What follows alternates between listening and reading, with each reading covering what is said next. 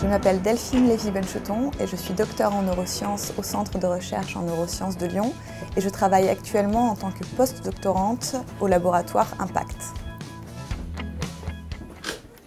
Pour explorer notre monde, généralement, on fait des mouvements très rapides des yeux qu'on appelle saccades.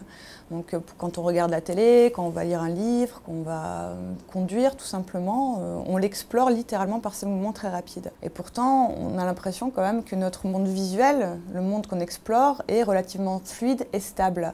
Cette stabilité, on la doit à un mécanisme qu'on appelle le remapping. Donc, c'est un mécanisme cérébral qui va contribuer à cette stabilité visuelle. Dans certains cas, nous allons voir des patients qui ont souffert d'un accident vasculaire cérébral dans la zone du cerveau qui gère le remapping. Et même s'ils sont capables d'effectuer des saccades pour observer un paysage, c'est la zone cérébrale, donc la zone du cerveau qui est responsable du remapping, qui va être déficitaire.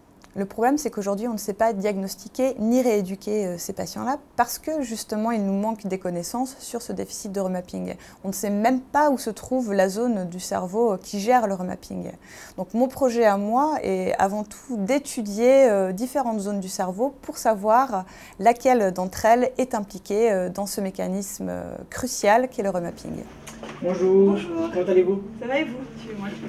Je vais recruter des personnes qui n'ont pas de troubles de remapping et je vais ensuite les placer devant un dispositif avec mentonnière et repose-front sur lequel se trouve une caméra infrarouge.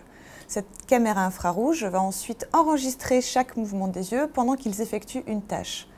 La tâche, par exemple, peut être de trouver une cible parmi d'autres cibles ou alors lire un texte tout simplement.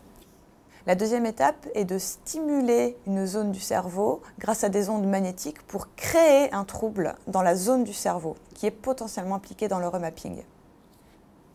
La troisième étape, c'est de demander au sujet de refaire les mêmes tâches de saccade après stimulation. Et nous devrions être en mesure de voir une imprécision dans ces saccades-là si nous avons stimulé la bonne zone du cerveau, donc la zone cérébrale impliquée dans le remapping.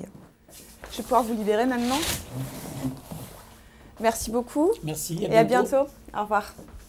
Je pars en Australie pendant 1 an pour réaliser ce projet qui est d'identifier cette petite zone impliquée dans le remapping. Donc merci à la Fondation de France de m'offrir cette opportunité.